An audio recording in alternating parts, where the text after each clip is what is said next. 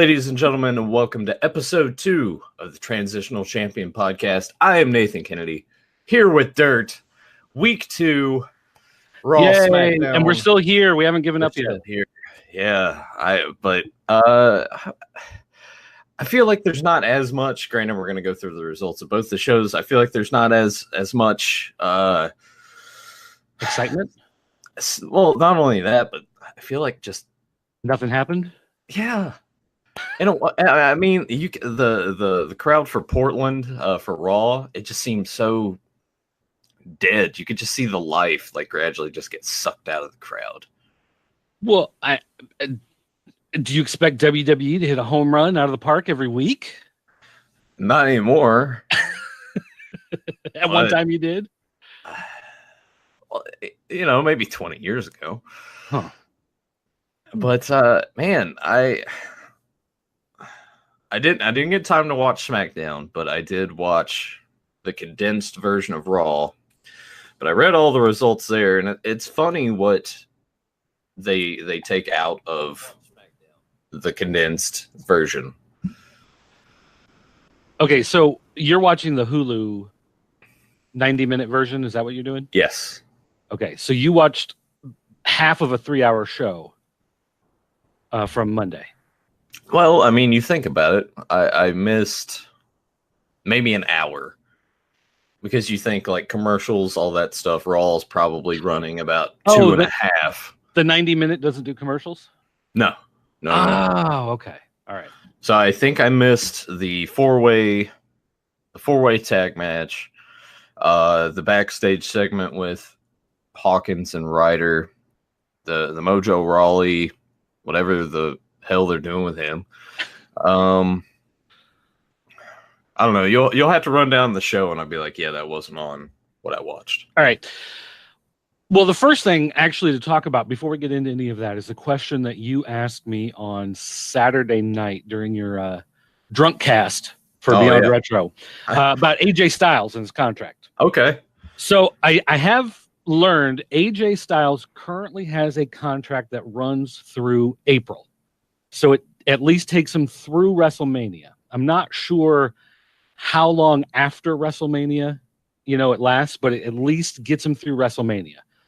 But he normally at this point in the cycle, they're talking about re-signing so that they can make plans for after WrestleMania and they know exactly who's going to be available and whatever and blah, blah, blah. And he has not re-signed for a new contract after April. So he is currently under contract, but he doesn't have a new contract for the next year. Playing smart. So here's, from what I've been able to find, it comes down to he wants a Randy Orton contract. And that's how it was described in quotes, a Randy Orton contract. And I don't think that Orton necessarily has anything too particularly special, but Orton has a contract where he doesn't do a lot of live shows, house shows.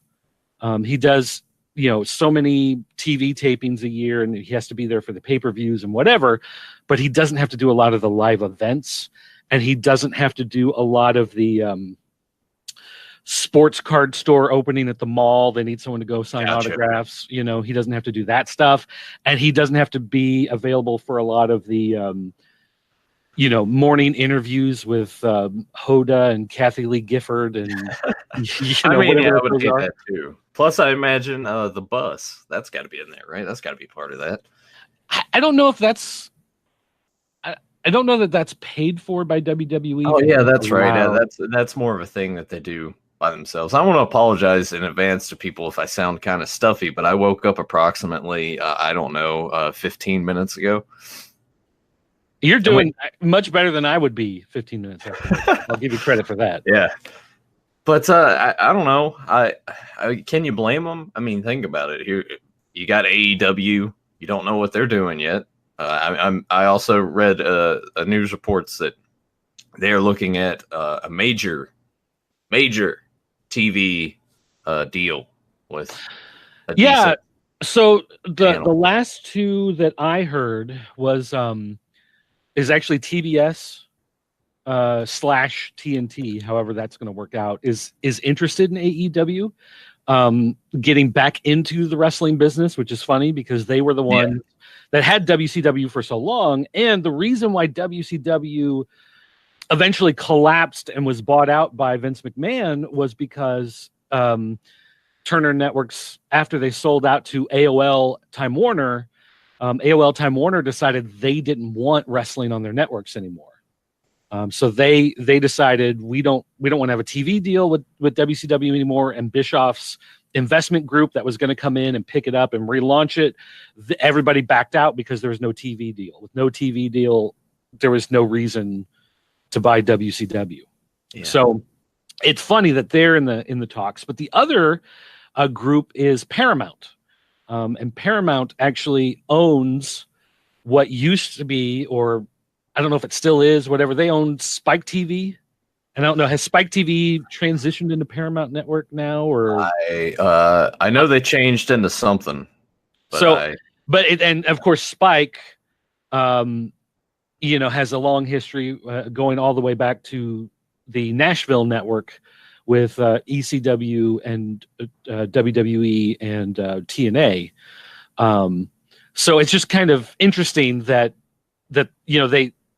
they did it, and then they went up, and then they got out of it, and then they got back into it, and then they got out, and now they're looking to get back in. Well, it's like you think about it.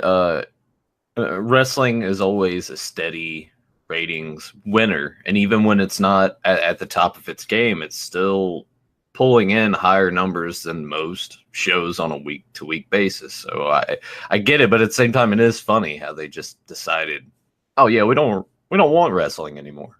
Oh wait, that actually did really good numbers for our network. Let's try to get the wrestling back. It's like, okay, so we'll see how that goes. But all right. Well, anyway, it's gonna be an interesting next few months with so much talent. Kind of eyeballing it, seeing what's going to happen, and when their contracts expire, if they'll jump ship. So, getting into now, here's the thing. Also, I only watched Raw and SmackDown. I didn't watch the halftime heat. I didn't watch NXT or 205 Live. Oh yeah, no, I didn't either. I heard halftime heat was really, really good though. The funny thing is, I've heard that too, but I also hear that for every single NXT event. People think it's great, and I probably should consistently great. Yeah, and I do watch it from time to time. It's just one of those things where to me, I don't know. It's for me, it feels weird to try to watch that compared to watching Major League Wrestling or watching ROH or something, because you know that's their main show and that's where they're putting all that effort into, and it still feels like NXT is the side project. It's where they put the new guys and the guys that they aren't ready to put on TV yet. It doesn't, as much as Triple H is supposedly pushing it, and as much as people say it's great, it just still feels like it's not a real thing. Yeah, I could understand that. I can see why it would be a turn off to switch over to, especially, and it's worse in the aspect of you see what some of these guys were capable of in NXT, and then they bump them up to the main roster and then don't do anything with them or don't develop their characters more or play to their strengths like NXT did, and it just it's sad to see. But I will say there is an NXT guy who just got a push, and he's being skyrocketed to the top right now, and he's pretty good, but we'll talk about that. All right. So we started out with Stephanie McMahon. That's right. We also mentioned this on the Drunk Cast. I see. I'm glad that you can boost my memory on this because you were too drunk to remember. Oh yeah. But yeah, so Stephanie has decided to get into the storyline, whatever, with Becky Lynch and Ronda Rousey.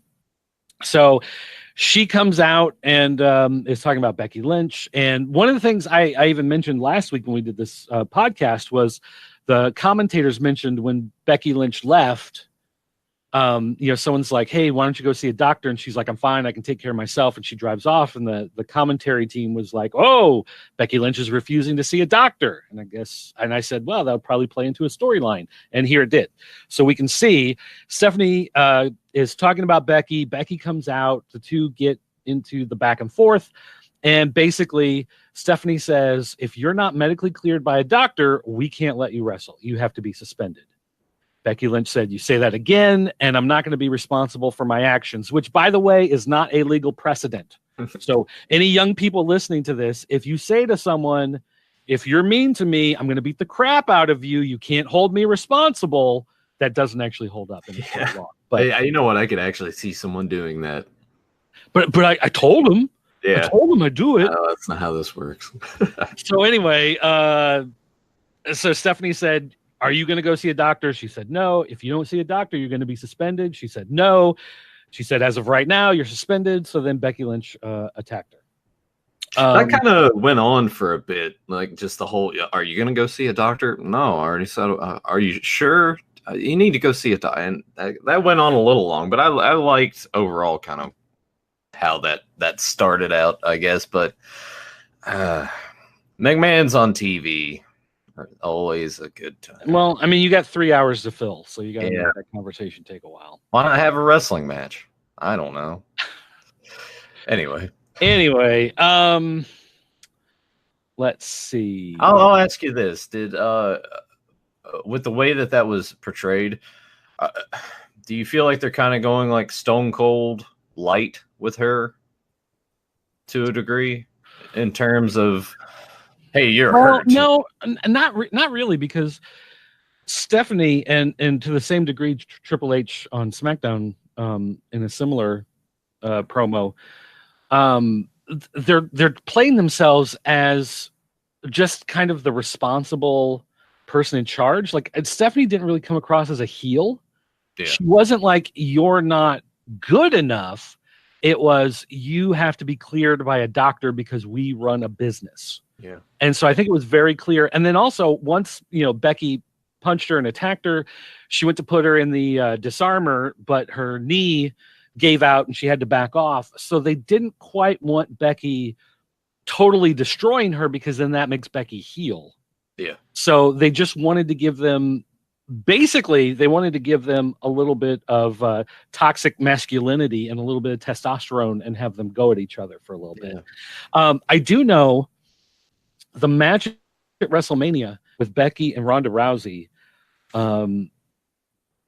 it's Dave Meltzer said something the other day, how it's never been the idea it would be a one-on-one match. It's always been the idea it'd be a three-way, but he didn't say who the third person was. You know who it'll be.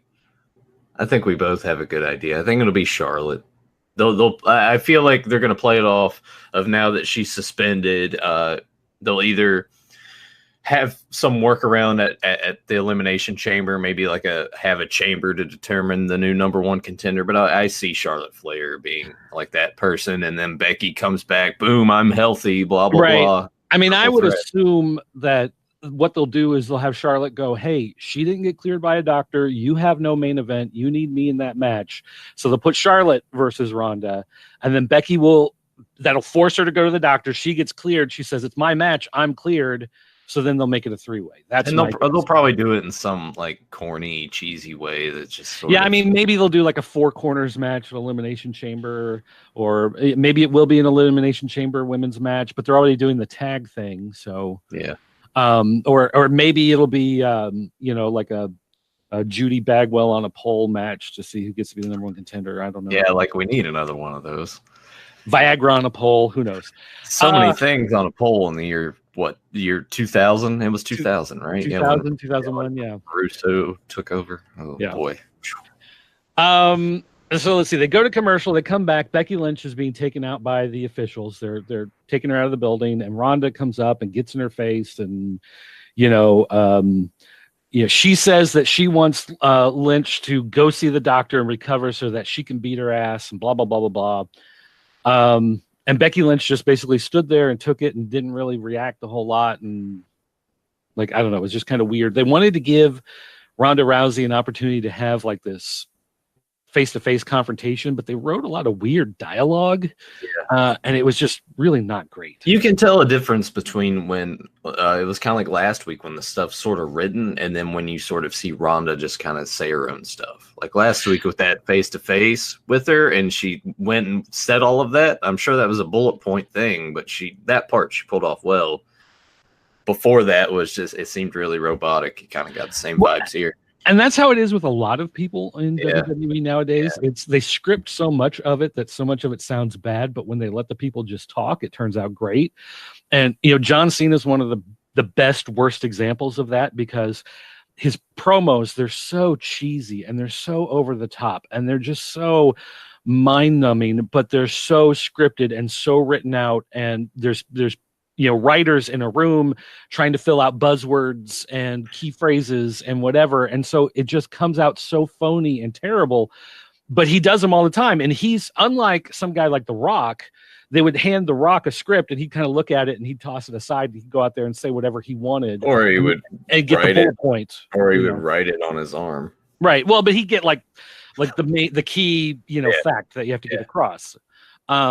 But it wasn't scripted word for word. And that's something, honestly, that we used to teach several years ago when I worked with New Midwest Wrestling. We had an academy. We had a school where we taught, guys were being trained to be wrestlers.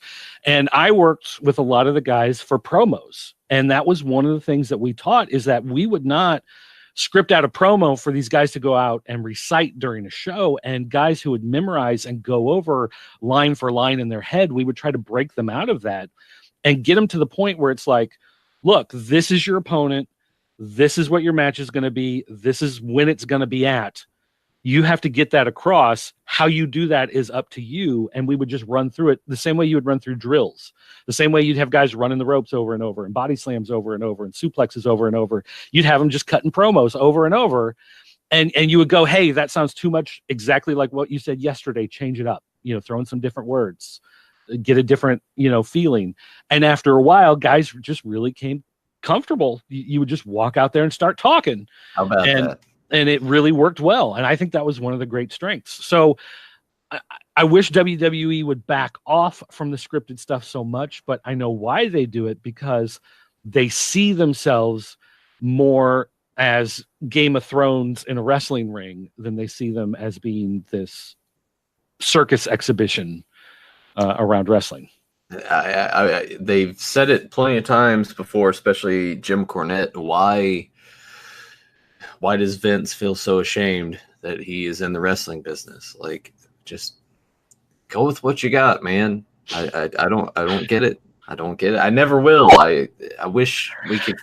And I feel like maybe once Triple H takes over, we can kind of get that shift, because I do get those older vibes when you go watch the weekly NXT and the takeover shows. Right. But I mean, at the same time, as much as I agree with you, at the same time, I don't have $1 billion in the bank. Yeah. Someone else does, and he runs the wrestling business. So. True. So we had Ronda Rousey come out to the ring. She smiled. She high-fived. She was, which giving that I don't little girl. Either. I don't understand that either. She goes from being mad backstage to coming out and she's all smiles, and then she gets in the ring and grabs the mic, and the first thing she does is get mad and yell at everybody, "You all boo at me!" But honestly, that wasn't the worst promo of the night either. As we go on later, I'll tell you which one was. But yeah, she was in there like, "You're all booing me" and everything. And the Riot Squad was already out there, right? Or they were already. She called them out. She said they were glaring at her. They were glaring at her backstage, and that pissed her off. Just like people were booing and whatever. So it must have been an edit in the Hulu thing, because to me it was like she was already out there and they were already out there, and she was still promoing. Yeah. So anyway, she decided to wrestle Sarah Logan right then and there, and they did a pretty quick little 5-minute thing where she just kind of beat her down, and people in the crowd were just kind of like, "Well, we don't want to cheer for Becky Lynch or for Ronda Rousey because she's yelling at us, and we like Becky Lynch, so we kind of have to go for Sarah Logan, but we don't really like her." And they were just kind of like, "Ruby, Riot Squad," and it just kind of died. Yeah. So then, let's see what happened. What happened after that? Was there a second match? Or well, she beat Liv. Oh no, Morgan. first it was Liv. Yeah, you're right. First it was Liv Morgan. First, she beat Liv Morgan, and then that was a 1 minute match. And then she said she would take on Sarah Logan. So Sarah Logan came in, and then she beat her in like a 5 minute match. So then I guess if Ruby Riott had actually gotten in and gotten a match, I mean, we went from 1 minute to 5 minutes. So I guess we would have gotten like 10 minutes with Ruby Riott, but nobody really wants to see that. So Ruby Riott backed off and they left, and Ronda came out on top. Well, it looks like they're building towards Ruby Riott and Rousey potentially at Elimination Chamber. Maybe, but that's not a match. I'm not a fan of Ruby Riott. I know some people are, but I just don't. Once again, a thing where great in NXT called up here. She's capable of having great matches, but they haven't really given her the time to showcase that. So Ruby was asked backstage why she ran away from Ronda, and she said she wasn't. She knew she could beat her, but she had to take care of her friends, and that was more important. And basically BS'd her way out of it. They had Sasha Banks and Bayley, and whoever it was interviewing them. She was like, yeah, Sasha, you're pretty terrible and you keep losing and you're pretty awful. So is this going to make up for that? And so then Alicia Fox and Nikki Cross came out and interrupted them. And they said, you're not going to make it to the Elimination Chamber. We're going to beat you and blah, blah, blah, blah, blah. And so then they set up a match for later that night. Well, yeah, Nikki Cross was talking about chaos and Alicia Fox was just like, yeah, I'm paired with her because I'm crazy too, right?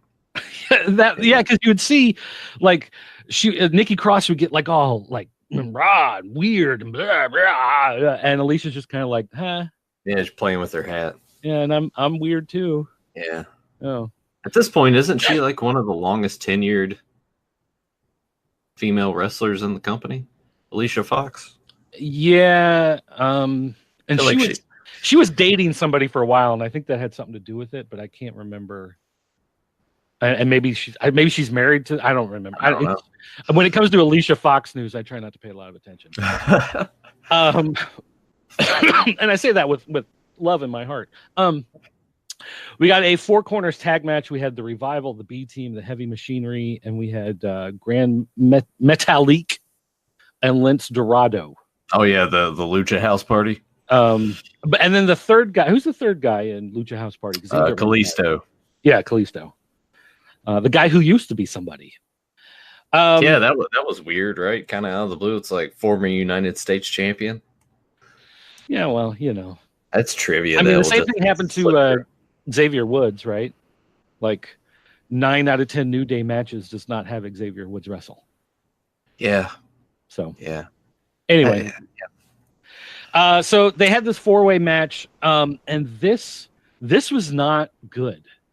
This match fell apart. It was like a 10-minute match, and about, 4 or 5 minutes into it, it's like they forgot what they were doing. They did a moment where Heavy Machinery picked up, I think it was the B Team, and like they were going to throw them out, but like Lucha House Party was supposed to catch them, and Lucha House Party wasn't ready, so they just kind of walked over and just like dumped them over the top rope to the outside. And then like Lucha House Party came running in, or so I forget. And then they picked them up and they went to throw them outside, but instead they just had them grab onto the ropes and they just flipped them over. Like it looked so bad and so slow. And like Otis from Heavy Machinery, like at one point he picks up somebody over his head and then he just kind of looks around like, what am I supposed to do now? Like I don't know if he was supposed to like throw this person.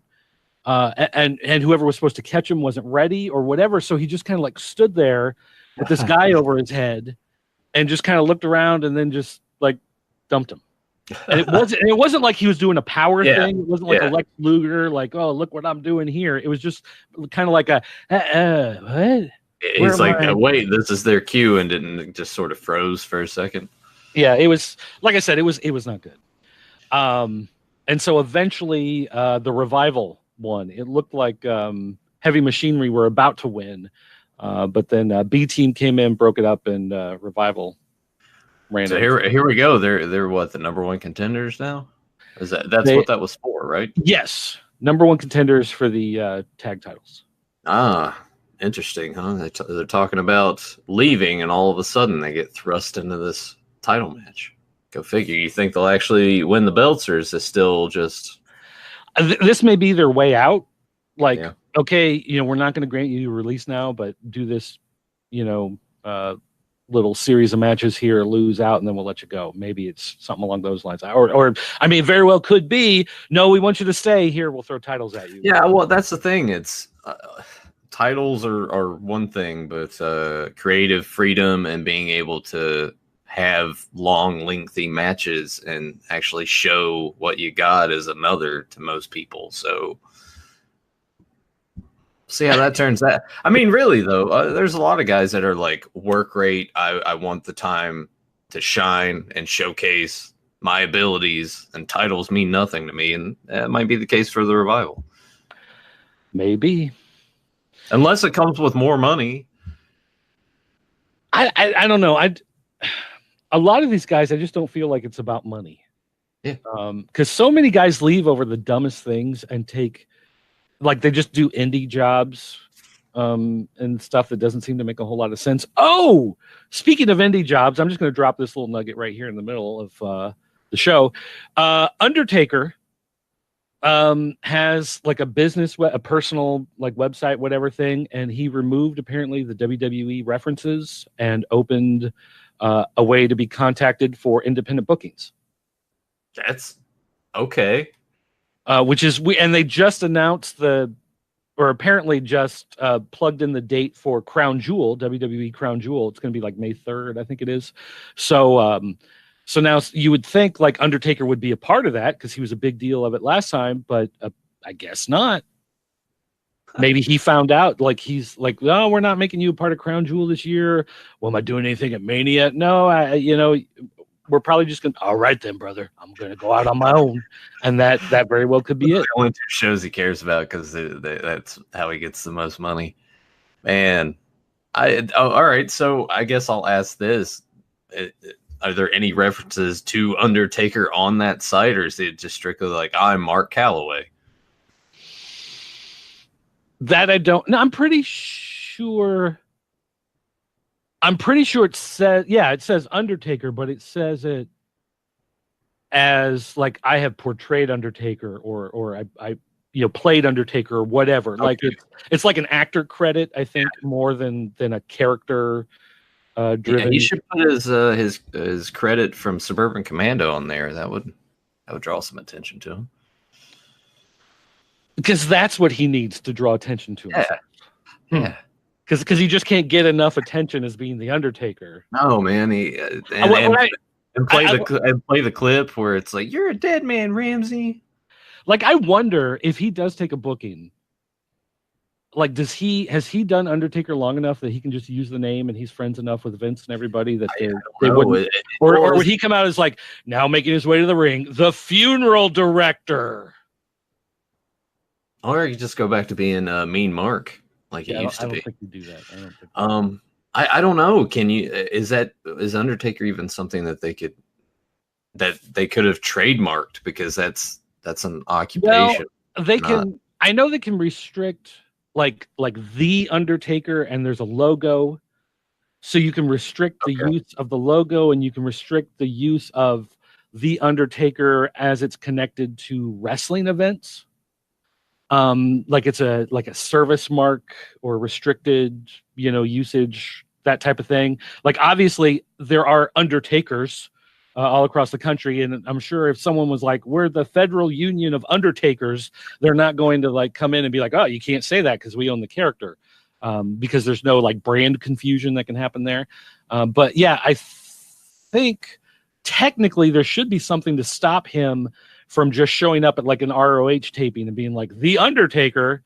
But maybe he's worked out a deal like Hulk Hogan where he owns it now. I don't know. It could just be one of those things. Or maybe he's got a deal similar to like what Dwayne Johnson had, where for a long time it was Dwayne "The Rock" Johnson appearing in this movie, where maybe he can be Mark the Undertaker Calloway. And he'd be able to still use the name in that sense. But yeah, I don't know. It's weird. Yeah. It's one of those things. If there are any lawyers that happen to listen to this, let us know. All right, so Kurt Hawkins, Zack Ryder, they had a boo-boo session backstage. Zack Ryder spelled his name wrong, trying to explain how they spelled his name wrong last week, which I didn't even notice on the crawl. Yeah. Yeah, they had that. They had Angle walking out to the ring, and they showed all the people looking kind of sad backstage. You're my hero. Sorry to see you go. Whatever. Why do that beforehand? Why not just let that speak for itself when he goes out there and goes into the speech? Like, I don't know why. Because that's the hook, though. That was right before commercial. So that was the hook to get you to stay with the show for 3 minutes until it comes. Like anyone really wanted to by this point anyway. Honestly, though, I mean, as some of the stuff goes on Raw, like, oh, Kurt Angle's coming out next. Yeah, okay. I would be less inclined to turn it off at that point than if they were like, Bailey's Fun Fest is coming up next. I click, Ooh, so they gave her own talk show segment kind of thing. You're like, no, I'm saying like hypothetically, it's like, no, okay, I'm done.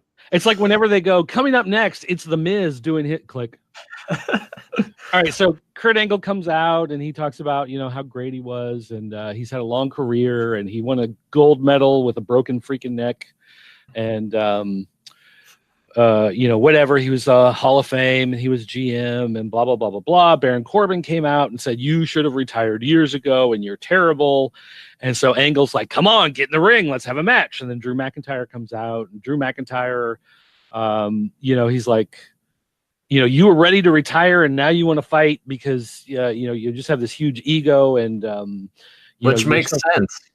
In the context of what you're watching and what happens, everything McIntyre said, it's like, all right, yeah, that makes sense. Yeah, it does make sense. He told everybody to, get their cameras ready, and they would have a match, and the two guys ran down to the ring. He's like, "This is the last time you'll ever see Kurt Angle," and they run down to the ring to attack him, and then Braun Strowman comes out, and so they fight around for a while, and then Corbin and McIntyre run off into the crowd.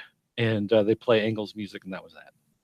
I give props to Angle because during that promo, it actually you see his face like quiver and everything, and it looked kind of real to a degree. Of like he realizes his career is winding down, and I imagine this is building to like a retirement match at Mania. That's what I'm kind of getting.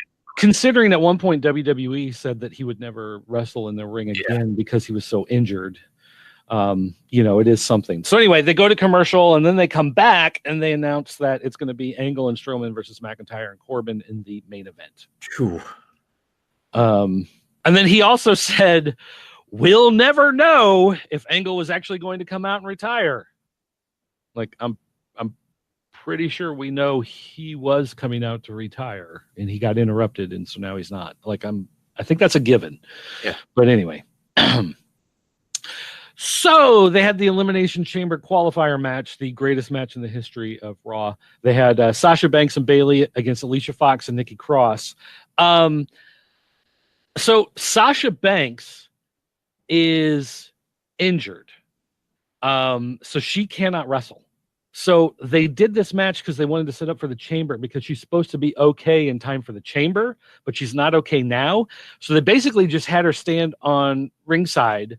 The story was, as Bayley and Sasha Banks were coming out to the ring, they were attacked by Alicia Fox and Nikki Cross, but you never saw Sasha getting attacked. You saw Bayley getting attacked, and then they dragged Sasha out from backstage, so she couldn't even take a hit and fall down on the stage with whatever. Do you know what the injury is? No? I don't know. I don't know what it is. I know before it was like concussions and things had kept her out quite a bit. It sucks because she wants to be there and wrestle. I just want to shout out real quick. Febmon appeared. A wild Febmon appeared in our chat. And he said he was watching on his TV through YouTube, but then he grabbed his phone so he could hop in the chat. Right on. So I'm here, but it's just basically the two of us in the chat at the moment. So anyway, if you got questions or something, Febmon, throw them out there. I'm probably not going to type a lot, but if I see them, we'll bring them up here as we talk. So anyway, they had just basically Bayley take like all the punishment in this match again and again and again and again and again until Bayley got some sort of like quick it's like some roll up up, and also it's like great. Instead of having Alicia Fox take the pin, you're gonna let Nikki Cross, who you just brought up to the brand, way to make her look strong. Here's the other thing about Nikki Cross that's weird to me, and I really noticed it tonight when she was wrestling. She moves like Abyss. It's the weirdest thing, but as soon as I saw it, I could not unsee it. The way she does the thing where she hunches over and she holds her hands like this a lot, like the way Abyss always did, and he always moved like he was part Frankenstein monster, and he, you know, rah, rah, and she's doing like all of that exact same stuff. It is so weird. I don't understand. Maybe that was just. Well, yeah, but like at some point in her training, she was just like, you know, there. Who do you want to emulate? And she was like, Abyss. I'm just gonna pick up on all his moves. Like, you're crazy. Oh, I know who's crazy. Abyss. I'm gonna wrestle like him. I mean, it's just, I don't know. I guess that would be a decent way to pattern yourself if your main character is being the female in a stable full of supposed crazy characters. I don't know. I get it. It's just kind of a weird style. Yeah. To pick up, but at the same time, but at least she stands out, I guess. Yeah, and I was gonna say at the same time we had the Chinese pirate in the Women's Royal Rumble who did that Randy Savage elbow that was fantastic. So, I mean, why not? Like, if you can do it and you can do it well, go ahead and do it, right? You should watch more NXT, Dirt. Watch more NXT. You see that elbow a lot more if you watch NXT. Yeah, I don't know. It might get me to, because I still think of how happy I was watching that elbow.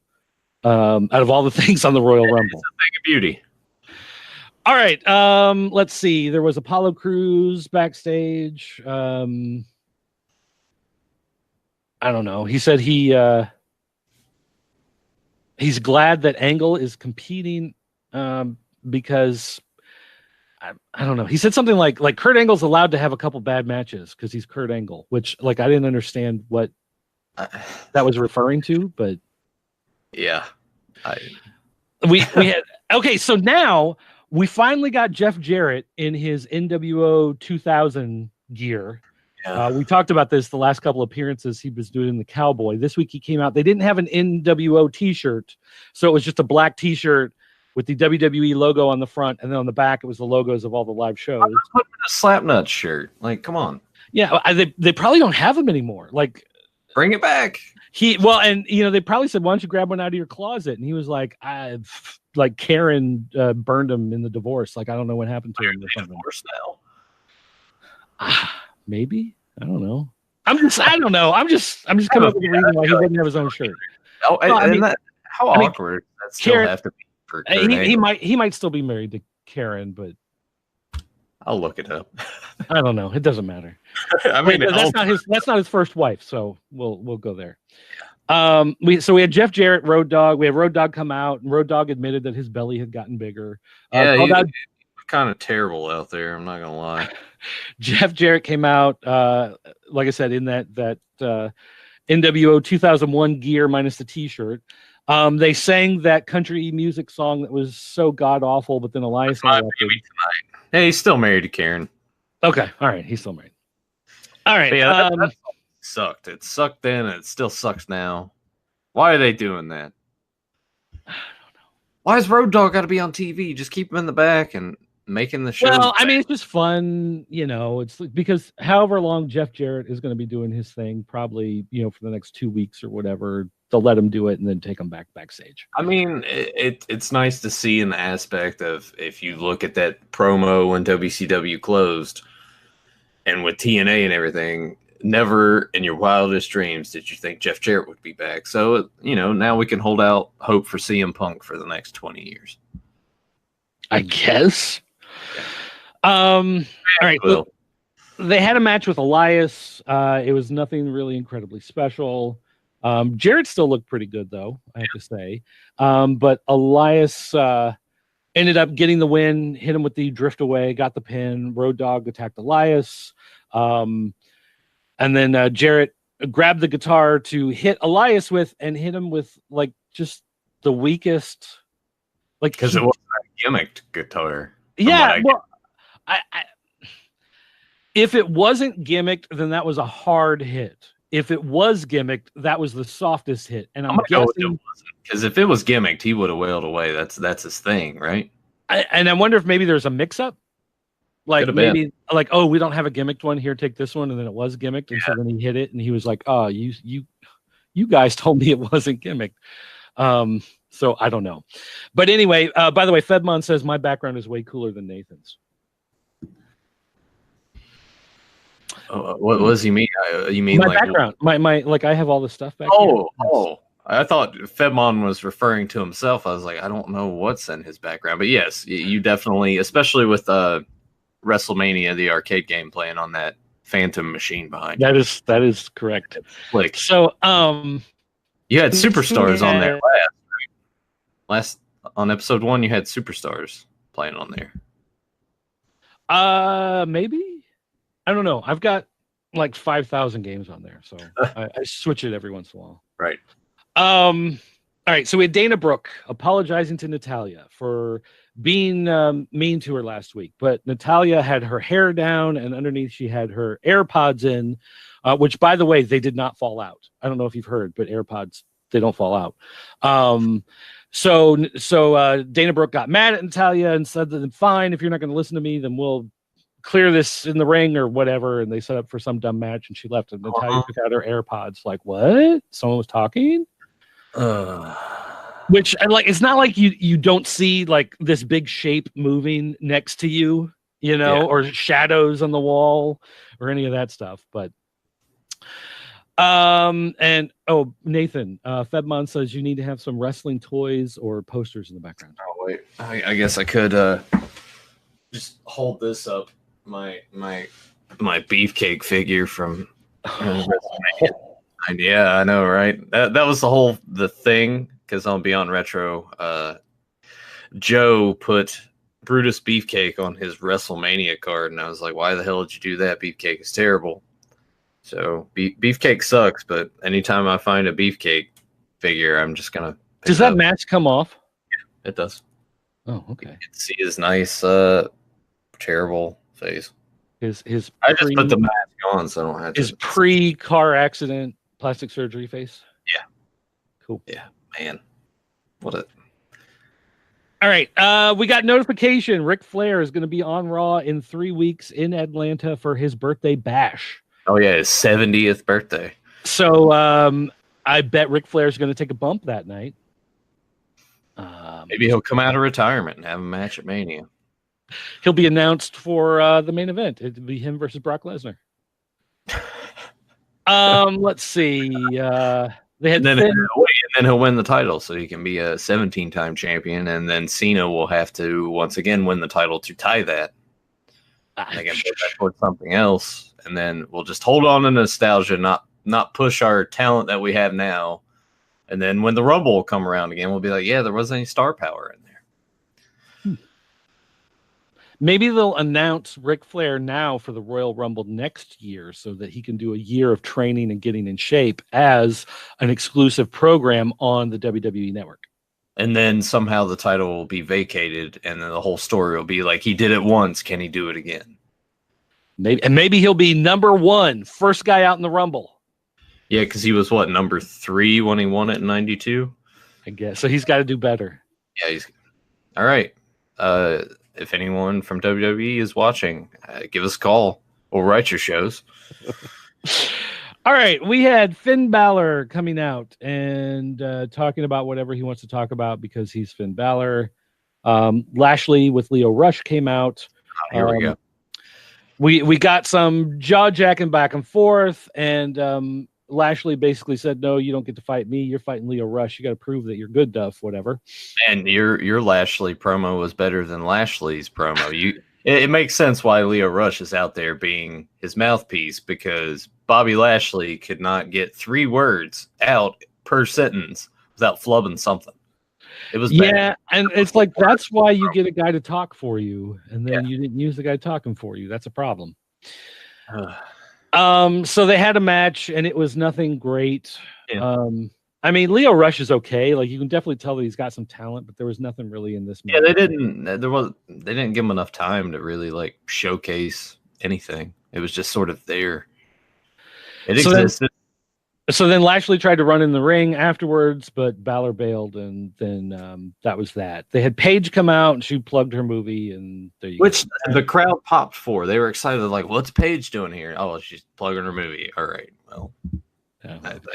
And actually, I have to say, honestly, when I first heard about the movie, I didn't care. And when they showed it like 6 months ago, I didn't care. And then they showed it like 3 months ago, and I didn't care. And then I saw the commercial at the Rumble, and I saw that it was written and directed by Stephen Merchant, and I'm like, okay, now I'll probably see it. I think they just wore you down. I don't know.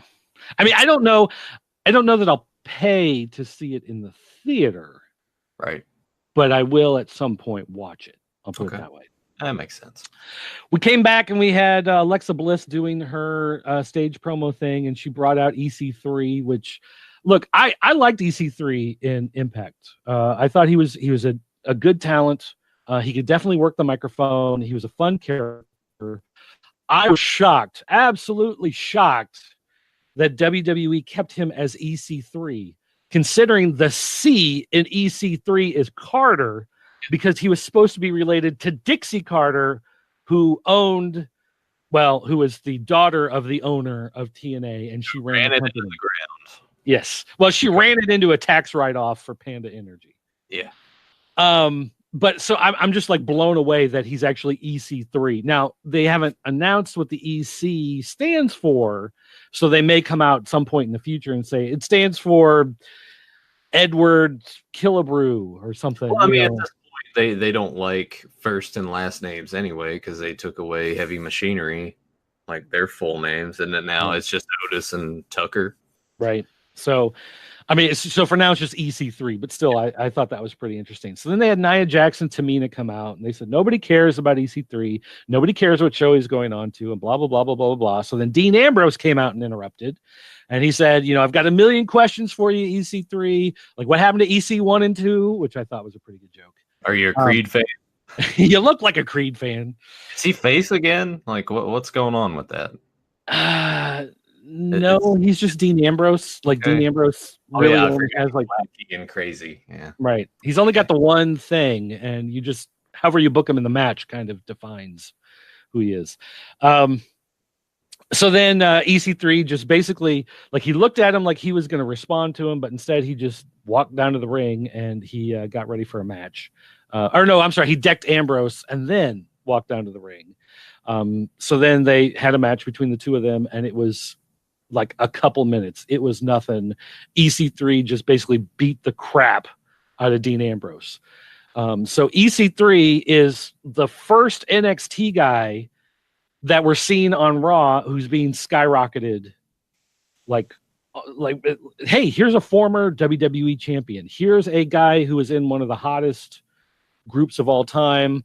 Maybe it was a punishment for Ambrose because there's a possibility he may be leaving the company. He's not resigning. Yeah, I feel like after watching that, he's on his way out. He's done. And it very well could be, but at least he got his movements in there. Oh, Fedmon is trying to make a joke about the C in EC3, and it looks like the YouTube chat just keeps censoring it and blanking it out. Okay. So if you want to guess, it's a 4-letter word, starts with C, and it can also mean chicken. And that's what he's trying to make a joke there. And YouTube chat does not like that. So, all right.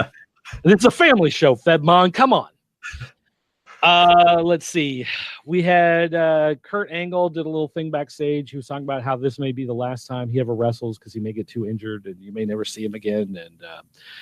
And, he kissed his wife goodbye and he grabbed his singlet and his boots. He came to the arena, but now he knows he doesn't have to fight alone and whatever. We had Mojo Rawley. Oh yeah, what's up with this? Looking in the mirror again. He's always been told to be part of the team. From the NFL to Wall Street to WWE. It's never worked out for him, and he's like, forget the team. It's all about me. So there you're getting a heel turn from Mojo Rawley. Man, I should not do these things, like coming off of waking up and being like half asleep, because just thinking about this show makes me want to take a nap. We could give up on the show. We could just stop doing the podcast. No. Okay, all right. I was thinking about Raw as we're going through. I was like, damn, like that was just things happened.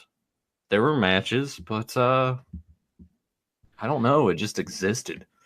And we had like we're about to get into the main event, right? Yeah, and I was gonna say the main event. This was this is one of those moments where, okay, first of all, I'm glad it cuts off at 10 now instead of doing overrun, because this probably would have been a 25-minute match if they had let it do overrun. So at least it was cut to like 15 minutes or 17 minutes, whatever it was, because there's like a commercial break in the middle or whatever. But they this match was again, it was not good. It just kept going, and they kept hitting these moves where it was like in any other match that would have been the go home. But because this is 4 guys in this big tag match, they just, and this is Angle giving his all and whatever. It's like they tried to play it like it's a big pay-per-view main event that you're getting to see on Raw, but it wasn't like the psychology wasn't there. It was just like a lot of big thuds and then guys laying around resting and getting back up and then thuds and whatever. And McIntyre hitting the ankle lock to show that, he can use Kurt's moves against him and, all that kind of stuff. But the big payoff for this, this whole match builds up to Braun Strowman not being the legal man, getting in the ring and attacking, and the match gets thrown out as a DQ. And then they just start brawling outside of the ring, and Angle gets thrown into the steel steps. Strowman came in and he choke slams both guys, and then Strowman and Angle stand there and they're like, "Woo, yeah, we're big and bad," and the show goes off the air. Man, just imagine being there live and watching that, knowing that you paid money to just see that show. The one thing that's a possibility is that a lot of times they do dark matches afterwards. So maybe there was a match afterwards, after the show went off the air, that was super great that we don't get to see. To make the people kind of leave happy, because that does happen sometimes. I doubt it, because Seth Rollins wasn't there at all. He's actually injured, from what I read. Yep, yeah. He's injured also. So yeah, you have that. All right, let's jump to SmackDown, and we've been going. How long have we been going? Oh my gosh, have we been going like an hour already? Yeah, but I mean, SmackDown's a shorter show, and their segments are a lot longer and not as many matches. So. I would say the matches tend to go through commercials a lot more. Okay, before we get in, though, to SmackDown proper, they did a promo image for Jeff Hardy versus Daniel Bryan, because that was the main event for the night. Here is the promo image that they sent out. Do you see anything interesting about this image? Well, one, he's not wearing the new championship. Yeah, that's exactly it. He's not holding the new eco-friendly, or what do you call himself? Eco-warrior belt. It's the old belt, which means either they haven't bothered to take a good photo of the belt. I'm surprised they do just a terrible Photoshop and just paste it on there. This is a terrible Photoshop now. I mean, if you get a close look at this picture, he's not holding that belt. That's just a picture of Daniel Bryan that they put a belt on his shoulder, which I can tell you happens a lot in wrestling companies. We've done. Yeah, well, I miss the days when they used to have the little where they're moving to do that. Yeah, the animated little video clip. They would put there's just a belt just hanging there while Jericho would be doing this. It's just here's the Intercontinental title, and it always stood out. But I also saw a thing that had the Elimination Chamber guys all around, and it was try to explain to a non-wrestling fan which one of these guys is named Jeff. And I'm like, yeah, not wrong. That makes sense. But yeah, so again, I don't know if they just didn't bother to take a good picture of the belt, or if the belt was a last minute change. Obviously there was some time that went into crafting it, but maybe it was one of those things where, they called the guy, how long is it going to take? It's going to take 2 weeks. All right, fine, let's do it. And then as soon as the belt was ready, they just threw it on TV because it was such a last minute thing that we needed to have this thing, put together and carved and ready for TV, that they never had any opportunities to do any promotional stuff with it. I mean, they're taking photos all the time of the wrestlers before shows and stuff. Why have they not come up with a new render? Right. Or the third explanation is just that the belt's not going to last. And so it's just not worth putting in the effort. It's not like the Edge spinner belt that they were stuck with, or the Cena spinner belt. Like when it went to Edge, they were just like, okay, well, now you got the Cena spinner belt. It's not like the Smoking Skull, Stone Cold belt or the Brahma Bull Rock belt. They made that spinner belt and it stuck forever. Maybe this eco-friendly Eco Warrior belt is only going to last for Daniel Bryan, and it's going to be, until Mania or maybe Elimination Chamber, and then it's gone. So you're hearing it here first. We're making the bold prediction. Samoa Joe will be your champion at Elimination Chamber. I'd be fine with that. I would be too. He deserves it. I like Samoa Joe a lot, actually. Okay, so anyway, getting into SmackDown, we had Charlotte Flair come down and talk about Becky Lynch. And I did look. Yeah, she did get that removed. Yeah, the thing's not on her face, and it's really weird because she's wearing like really dark lipstick and eyeshadow now, and doing the rest of her face really light. That's what she's done since the Rumble.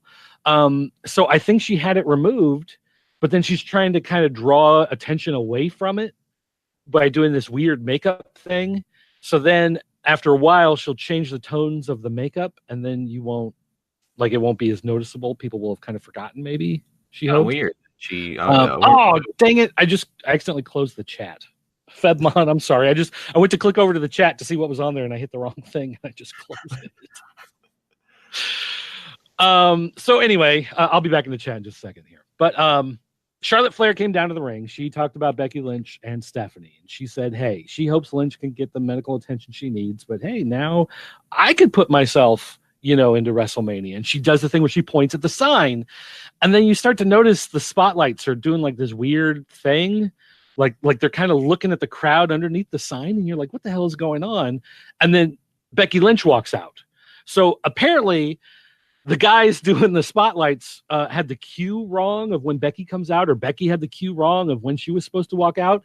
So it's like they turn on the spotlights to go to Becky, and then she's not there. And then the spotlight guys are like, is she coming out over here? What's going on? Oh, there she is. She finally showed up. But Becky shows up, and she does her walk to the ring, and Charlotte's like, hey, not only did you steal my dad's catchphrase by calling yourself the man, but now you're stealing Roman Reigns' entrance by walking through the crowd. And they had security come out and get around the ring, and Becky Lynch hops over the entryway, and hops over the guardrail, and so they jump over the guardrail, and they're like, "Whoa, watch out!" And Becky just like walks past them and walks in the ring, and they all stand around like, "Whoa, don't do that! Don't go!" Like it's like we're not going to touch you, we're not going to get in the way, we're not going to stand in, but we're here. So don't go there. Don't do. And then she did it. And then they look like the biggest group of jackasses.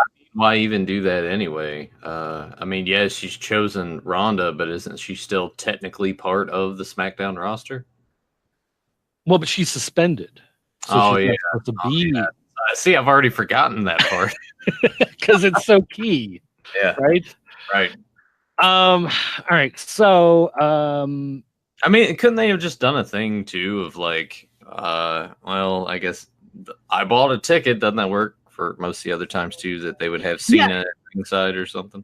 That's kind of what I expected. Like I thought for sure they would say something about her being, like you're not supposed to be here. You're suspended. And I thought she would pick either pull a ticket out of her pocket, or they'd have someone sitting there going, I love you, Becky, take my ticket. And she's like, well, I've got a ticket now, escort this guy out, and they do something along those lines. But instead, no, she's just she jumps and she grabs a microphone and she gets in the ring, and security, and then like a bunch of refs get in the ring, and they're like, whoa, you're not supposed to be here, whoa. But they don't hold her back, they don't get in between them, they just stand there like, whatever.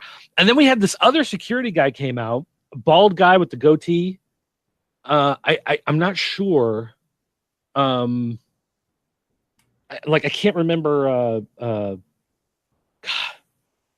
Like I want to say he's somebody, but I can't think of who he is. Like NXT somebody kind of thing? No, like a guy who just didn't get over a couple of years ago, and now he's working like as an agent or something. But anyway, what he looked like, honestly, he looked like if you took Goldberg and Gilbert and you needed an in-between step, it was this guy. Was it Adam? It may have been Adam Pearce. Maybe. Yeah, that might be right. All right. Oh, Febmon just counted me out because I wasn't in the chat room. Gotta get back in the ring, man. Man, I tripped over the ring skirt. I fell face first. Febmon jumps from the turnbuckle, pinning me to the ground. 1, 2, 3, and now he's beating me because I wasn't here to fight back in this chat. So you're like Titus O'Neil kind of thing. You tripped up on yourself and it cost you the match. All right. So anyway, so this is, guys, if you're watching this video later, or you're listening to the podcast on iTunes or over on Podbean or wherever you happen to find the MP3, this is what you miss by not being here live.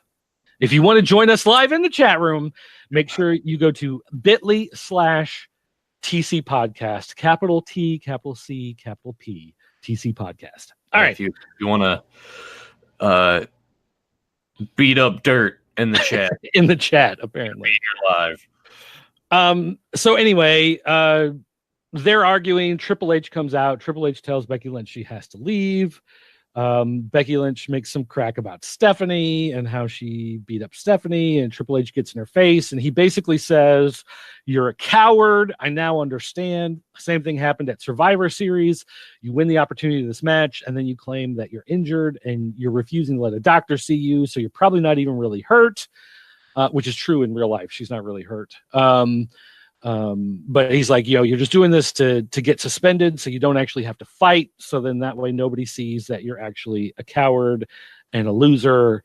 And, everybody knows that you're a fraud. And so then she ends up slapping him across the face, and he gets in her face. And I understand that Triple H is a big guy. And I understand that he's got a beard that he's let grow long, so it makes his face look like a little bigger. But Triple H's face and Becky Lynch's face, I mean, they look like their heads are, like her, and like his head is two of hers. Like he has a humongous melon on his shoulders, burping out of his neck, and she looked normal compared to him. Steroids. You can't prove that. You can't. It's not. You can't. But I don't know. I thought like the wrinkles on the back of the head were a good indicator of such, from what I've heard. No, it's when you see the pimples in those wrinkles. That's okay. All right. I thought that promo worked better than hers and Stephanie's did overall. Meanwhile, Nathan got his pants pulled down from behind by Jasper, revealing his My Little Pony boxers. Right on. Yeah, Jasper would do that. Again, that's what you missed by not looking at the chat. All right. Becky Lynch left through the crowd, and that was that. We had Shinsuke Nakamura and Rusev versus Carl Anderson and Luke Gallows. This was another match that was a match. Oh, here's the thing.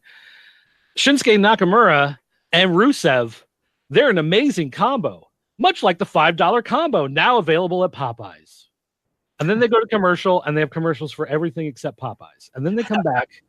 And they're in the middle of the match, and they said that R-Truth, he's at home recovering from the attack last week, but he'll be back to take these guys on, which is interesting because I'd totally forgotten about that whole thing. And then it's like, oh yeah, where is R-Truth? He should be.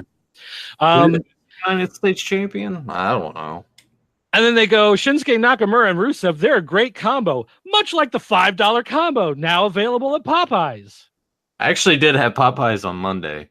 I love Popeyes, but it was just so awkwardly forced because you never hear him go like, Charlotte Flair has a bad attitude, much like a bad attitude you have when you're hungry. She should have a Snickers. By the way, Snickers is a sponsor of the Royal Rumble. It's like you never hear them do that, but suddenly it was all over on this thing. And I don't know if this is like a KFC versus Popeyes thing. Like Popeyes saw what they did with KFC last year. So Popeyes was like, hey, we're going to pay you extra, and we want you to just keep talking about us all the time.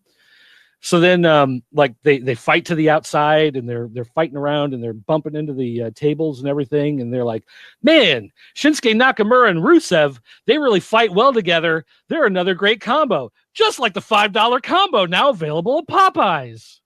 And at that point, I was like, "I like Popeyes, but it's doing its job."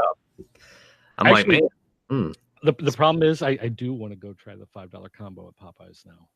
Because I do like Popeyes. Just man, when I went, there was as soon as we pulled up, I see a school bus, but everyone's still on it. And I'm like, we got to go in there now, and we got in there luckily, and then like floodgates open. Here come all these high school kids. And I felt so bad for everybody that was working there. I hate it when that happens to them because that's just. And one thing I will say about Popeyes is I've had my order messed up a fair number of times, but every time I've said, hey, this is missing or this is the wrong thing, then they give you like 2 of whatever to make up for the one they messed up. Like they go above and beyond fixing it. Like McDonald's, you're like, man, these fries are cold. And they look at you and they're like, yeah, they've been in there a while. And like, that's it. You go, I ordered the 2 cheeseburger and I got a McDLT. And they're like, oh. No, you didn't. Do you want the 2 cheeseburgers? Like, that's kind of why I brought it up, you know? But at Popeyes, it's like, oh, we were supposed to have another biscuit on here. And they're like, oh, honey, you're supposed to have another biscuit. Here, take 3 more. Yeah. So it's great. And you want some strawberry jam? You want some grape jam? You want some apple butter? You want some country butter? You want some pumpkin spice? You want some no, I'm good, thanks. All right. So then I don't even remember what happened. Oh, so Nakamura like got beat up, and then Rusev went in and got the pin, and then holds his hand down to Nakamura, and Nakamura's kind of looking at him, and you wonder, like, are they gonna like break apart here? Like, hey, you just let me get my ass beat so then you could come in and get the pin. But instead, they shake hands, and Rusev picks him up, and they celebrate, and they're still a team. We went to the back, and we got our next NXT guy who is skyrocketing to the top. We got Mustafa Ali. And I got to tell you, since I have not been watching NXT regularly, I just watch little snippets here and there. I'm not that familiar with Mustafa Ali, but he's good. I don't know if you knew this, but he's good. No, he's good. And it was actually 205 Live that he was amazing. Oh, 205 Live, right. But yeah, no, he's fantastic. I'm kind of surprised that they haven't ruined him by now. Well, there's still time. But yeah, he had a match with Randy Orton, and he talked about the fact that if he's going to win at the Elimination Chamber, he's got to be able to beat Randy Orton. So tonight is a good night for him to have a test to see what he's capable of, which is a great young babyface type promo to throw out there. It was a great promo. He came across as like this is the good guy you want to cheer for. So I mean that whoever is doing the Mustafa Ali stuff is doing it right. Yeah. Like whoever's booking that should be doing the rest of the stuff, not some of the stuff that we hear later that will. But also at the same point, while they're doing this and building up and fans want to get behind him, you're going to have to let him reach a point where he is going to have to start winning some matches. Otherwise, people are going to be like, this guy's a loser. Right. But we'll talk about what happened in their match here in a second. All right. Because they still, even though it feels like the wrong thing, it's still the right thing. And we'll talk about that. All right. So then we got an Uso penitentiary and like, okay, whatever. Who cares? Are they still doing the graphics for that? Like no. Man, are you familiar with that? There was a period of time they would start to talk about that, and during the promo, they would have on screen like the bars come down and make like the slamming noise and say like Uso penitentiary on that. Is that a dig at Crime Time, or did they just that's a good idea? They were doing it was the Usos, and there were a couple other guys on SmackDown. When they would cut their promos, they would say something, and it would be like Pee-wee's Playhouse. Oh, you said the key word. Here comes a graphic, just like in your face. And I'm like, wow, I'm glad they dropped that whole thing though, because that was quite bad. Again, the Usos should just go back to being Islanders. They should be the Islanders of the 21st century. They should be the Neo Islanders 2.0.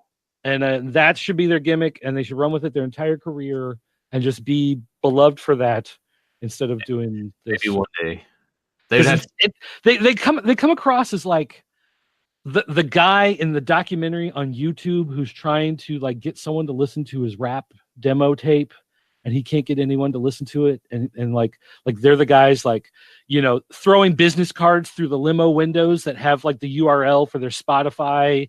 Like, man, listen to our demo tape. Listen to our demo. Like they come across like those guys, like just so like just trying way too hard, and the forced chant things, because that's what they did with the Usos penitentiary. It's like they pause, And then they both like in unison, Usos Penitentiary. And you're just like, what is this? Like, stop. Like, this is just terrible. Yeah. All right. So anyway, they had Randy Orton and Mustafa Ali. They had a match. And, again, Mustafa Ali said that this is, a good training for him. He's going to have to defeat Orton in the Elimination Chamber. So here he's got this chance to face Orton. Orton basically comes out and they play it like Orton is too cocky because this is some new young guy. And they play it where Orton tries to go for some of his bigger moves too early, and Mustafa is able to reverse them. And Mustafa is able to get in some quick stuff that Orton wasn't expecting. So they played that with a lot of the psychology of the match back and forth. They had Ali avoid an RKO, hit a DDT, get a near fall. So he jumps up to the top rope to do his flippy thing. And instead, Randy Orton pops up, grabs his leg, pulls him off the top rope, grabs him in midair, hits him with the RKO, and gets the pin. Nice. And first of all, I love when Randy Orton does that. And if you haven't seen the videos on YouTube where they do Randy Orton, they Photoshop him like jumping in and grabbing people and doing the RKO at random. They're great. Oh, yeah. Yeah, the RKO out of nowhere videos. Right. And that's exactly what this was. This was one of those where it was RKO out of nowhere. It was midair. It was beautiful. It was brilliant. But here's the thing. They really made Mustafa Ali look like he could be a threat. And the established guy, Randy Orton, didn't pay him enough heed. He didn't take him seriously. So Mustafa Ali, it's like you get the sense that it was close enough that if they had a rematch, Orton either has to step up his game and give it everything he's got and take this guy as a legit competitor, or Mustafa Ali could have that breakthrough that he needs to beat him. So it's a good psychological building tool going towards the Elimination Chamber match, because now you get the idea that Mustafa Ali, he can go up against these guys. And if they don't take him seriously, there's a good chance he could get over on them. And the way the chamber plays out, if he's the last guy to come out of his pod, then he might be the odds-on guy to win it at that point. I think that would be the smart thing to do, is to play it off and have him come very close to actually winning it, but falling short. But you also have to build off of that and not just turn him into that guy. It's like, oh, I got real close. I'm going to keep trying real hard for you guys, because that eventually that'll just kill him. That'll kill him. Because if they take a guy like take Joe, and have say Joe and AJ Styles are like the last two, or the two guys that are left, and then Mustafa Ali is the last guy to get released into those two, and then he defeats those guys, or he defeats one but not the other. So say AJ wins the title, he goes on to WrestleMania, then they could do a feud with Mustafa Ali and Samoa Joe, because they were the two guys that were left before, from the last three. See what I'm saying? Yeah. So they could do something like that, where they could have Mustafa Ali come out as the last guy, have him be strong, have him get over on a couple of the veterans. Maybe he goes one-on-one against that last guy. He loses, but then there's a reason for him to have heat with that guy, and they've got a program going forward, and it would keep him there in that top tier of guys, instead of what I'm afraid they're going to do, which is he'll be in the Elimination Chamber match. He'll be like the second, third guy to be released from a pod. He gets beaten up, he gets thrown out, and then the next time you see him, it's for the U.S. title, and nobody cares, So there you go. That's probably what'll happen. You nailed it. So Fedmon's like, wait, they're including psychology now? I thought this was wrestling. It's like, yeah, ring psychology is a thing. It exists. They used to do it all the time. Yeah. And now, so whoever is booking Mustafa Ali, like I said, they're doing it right. So the promo is good. The match, even though he lost it, he still looked good in the loss, which sets up for the Elimination Chamber, because it is possible to lose and still look good. And they've done it in wrestling for decades. Yeah. So it doesn't always have to be 1-to-1, get your win back the next week and everything else. So then after the match, Samoa Joe runs out and attacks Orton. And then Joe starts to leave, and Daniel Bryan comes out. And then Joe starts to walk towards Brian, but then Rowan comes out. So then Joe backs off of Ryan, and then they, I think they cut to a commercial or whatever, and then they go backstage, and Joe is talking to Orton, and he's getting in his face, and he's like, for every action, there's a reaction, and I'm going to win that title at Elimination Chamber. And then they snorted at each other, and that was it. They had Daniel Bryan in the ring, and they announced him. He's the favorite son of Washington State. They did the whole Bret Hart in Canada thing. If you remember, Bret Hart would be a heel, but then he'd go to Canada, and he was a face. And then, it makes sense. They would have like Lawler being like, "This is Bizarro World. I don't understand. This is crazy. Canada's weird." They started doing the same thing here with Washington State. He's from Washington State. You knew he was going to get the babyface pop, so they just played it that way. They even had Brian acknowledge, like, all you people here in Washington State, you're smart, you understand, you know what I'm doing. It's the rest of the people, unfortunately, this is the world title. I'm here for the whole planet, and the rest of the people on this planet are idiots. So they played off that whole dynamic and let the people cheer him. But if you're watching at home, he clearly came across as the heel. Which I'm glad they did it that way. They didn't have him heel it up on his home state. I'm glad that he stuck with that. That was a nice change. They acknowledge it, as opposed to sometimes they just like ignore them. Yeah, let them go.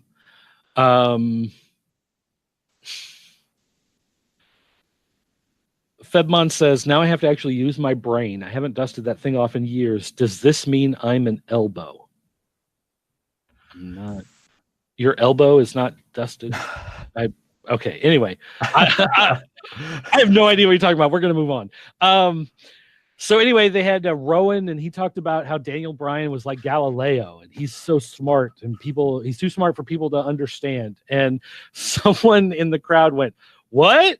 And Daniel Bryan was like, "Don't you dare start that what chance with Rowan. How dare you?" And I thought at that point we would get 9,000 people doing the whats, because he called it out, because it's the heel thing to do, right? It's like someone makes a noise, makes a chant, you tell them not to do it, so then they do it more, they do it louder. Yeah. He was trying to get the crowd to turn against him, and they wouldn't do it. Like, that was it. It just stopped. Like everybody around that guy in the crowd was like, "Dude, knock it off." That's Daniel Bryan. He's got a wood belt. He loves the earth. I like how you said earth. Makes me think of Independence Day.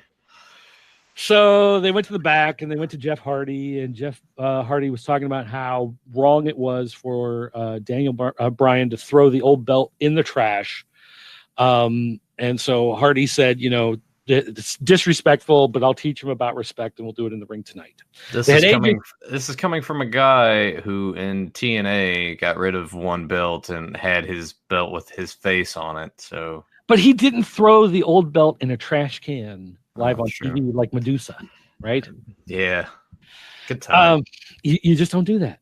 So AJ Styles came in, and he said, "You're not the right person to represent the WWE legacy. You can't defeat Bryan for the title. Hardy promises that he will," and blah blah blah blah blah. And I was hoping there would be some sort of reference here to that, like, are you sure you're going to be able to handle this match? Because Sting is in WWE. He might appear in the company. Are you sure you're sober enough or something? But they didn't go for that, which I think was a missed opportunity. Well, I mean, last week when Joe came in and said something, like Jeff was talking, and Joe came down the ramp and said something about an AA meeting. You need to shut up. Right. Yes, yeah, that was good.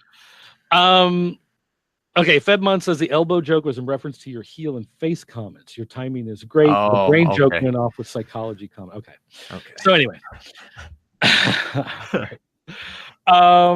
They had Mandy Rose and Sonya Deville versus Naomi and Carmella and the Iconics. Bet that was a good match. They showed the belts. I gotta say that the women's tag belts that they've made here, they look nice. They actually have a good modern design to them. They don't look like pennies and nickels. Cool. Yeah, they don't look like that, and they don't look like giant butterfly vaginas like the old Divas did. So, I mean, that's wasn't it funny how the women's battle royal WrestleMania trophy just looked like a uterus. You know, like who? I imagine Vince was like, yeah, that looks. I love it, and he just gives that belly Honestly, laugh. I think I looked at it and I thought a tuning fork, and I didn't pay much attention to it after that. Now that you mention it, I'm like, oh my gosh, that I should have picked up on that. Now I feel bad. I'm gonna have to get a replica of one of those now and keep it on the show. Yeah, there you go. There you go. Let's see. So this was not good. And again, I'm not like Naomi has fans, and I don't know why. No talent Naomi. She's not good on promos. It's the entrance, man. It's all she does some gymnast stuff with her entrance, but even like tonight, they had the black lights on, and she wasn't wearing a lot of black light stuff. Yeah, so she was just like this blue blob moving through the crowd. It just didn't. I don't know. But the match was not good either. I mean, the match was just like all over the place. Timing was off. Moves looked wrong. They finally had Mandy Rose though. No, wait, that's not. Yeah, Mandy Rose. She hit her move on Naomi, and so Naomi, at least the right person took the fall. Naomi took the pin. They had Mandy Rose and Sonya Deville win, but it was not a good match. And I think part of it was just maybe they had too many people, and they'd want to play up the tag division thing, but yeah, I don't know. Whoever, I think Fit Finley is still supposed to be the road agent for the women, and he's got maybe he's softened with age and he's not as hard as he used to be, and maybe that's why he's doing them. But I mean, they need someone to really hit timing. I mean, its timing has got to be on point with these matches, and it's not. They had Zelina Vega and Andrade talking about Rey Mysterio, and Rey Mysterio. Everybody knows Rey Mysterio, and he's like mystique and mysterious. But Andrade will be the new guy. He will take the new mystique, and he'll be the guy that everybody questions and talks about and whatever. And so, well, you gotta go back under the hood, man. Well, they gave him. It's weird though that they gave him this promo. There was no Rey on the show. Andrade wasn't in a match. Mm-hmm. Vega wasn't in a match. Were they in their gear? I want to say he was, but she wasn't. Or he was in the thing where, like, he used to. I don't know if he still does, but the baggy white pants and the white shirt. Oh yeah. I think he was wearing that. I can't remember exactly, but it was just one of those things. I was like, well, like, are they? But next is the main event, so why are they doing this here now? Other than like, hey, we just got to put you on TV. We got to fill time, whatever. Who knows? Yeah. They had Jeff Hardy versus Daniel Bryan in a non-title match. I actually enjoyed this match quite a lot. It seemed like they would have good chemistry together. Yeah, and it was fun. It wasn't too over the top. Again, a lot of times when they do these matches, it's a non-title match. So that it doesn't really matter if Jeff Hardy wins or not. So you're pretty sure that he's going to win. That's why it's a non-title thing, right? Or it'll be a DQ schmaz thing. Rowan will get involved. Whatever. All the other guys are going to come running down. You expect that kind of thing. But a lot of times when they do those, then they try to just do like hit the big moves so everybody knows the big moves, so that when you get into the Elimination Chamber match, you know what to expect. So you're going to see the twist of fate. You're going to see the will o' the wisp. You're going to see like all that stuff happen. And there's usually, again, not a lot of psychology to it. It's just like we want to show you the moves and tell you what they're called and let you see how they play out, so that when you're watching that match later on, you can recognize the stuff and react to it. But I thought the guys actually put on a fairly decent match, like as far as it being thought out and paced, and delivered on television as a product, as a standalone product for the show. I thought it was a great match. I think Brian always wants to deliver whoever he's in the ring with, so I feel like that falls more on Brian's shoulders of that being a good match over Hardy, because Hardy has a tendency to just be kind of sloppy and unconventional when you think about it compared to most. Right. So it did go for a DQ. Like you said, you expect this type of thing. So Jeff Hardy, he hits the twist of fate. He gets the swanton bomb. Rowan pulls him out of the ring. They get the DQ, and no Febmon. M&M Blizzard is not the perfect. The perfect is Butterfinger. Everybody knows that. So you miss out. I would agree. So then Brian gets his label lock on Hardy. So Samoa Joe comes down, attacks Rowan, puts the coquina clutch on Brian. Randy Orton runs out and brawls with Joe. Mustafa Ali came out, hit a missile drop kick, looked fantastic on Joe and Orton. Everybody did a dive on Rowan. Rowan caught Ali, slammed him onto the announce table. AJ Styles came out and is throwing punches and kicks, and everybody is being thrown out. Throws out Hardy. Styles started to go after Daniel Bryan, so Daniel Bryan ran off, and you're left with AJ Styles standing in the ring, doing his hand thing, looking victorious. And you think that that's somehow this is going to end the show, but it cuts to the back to Daniel Bryan, and they're trying to interview him, and he's like, "What the hell? Why are you bothering me now? Like what? Like you saw me just leave, and you're trying to talk to me now." And total heel, just enraged in this poor woman's face. And she said, "Rowan's not your bodyguard. He's his friend. Why is he out there to help you right now? Like what's going on?" And he said, "No, he's just my friend. He's there. He's got my back. He's going to make sure that we're always there for each other," which means, of course, that there's something going to happen between the two of them. And then he shows up and the Bludgeon Brothers are back. And then he basically said that he is Captain Planet and he's going to save the planet. And SmackDown went off the air. So I got to say this. Oh, yeah. Someone's up. Yeah. All right. So we'll wrap up. We'll wrap up here. No, they'll head that outside here in a sec. But we are done with SmackDown. I will say, like 2 weeks ago when I sat down to start watching all this stuff, I thought for sure by now I'd be pulling out veins and stabbing jugulars and arteries and whatever, and just being a straitjacket, and you'd have bags under your eyes. But I gotta say, these are not as terrible, and I don't know if it's just because I found bright spots to get me through it. Mm-hmm. Like I'm starting to see, like, hey, there are these moments that obviously I like more, so I just focus on them more, and I'm getting through it.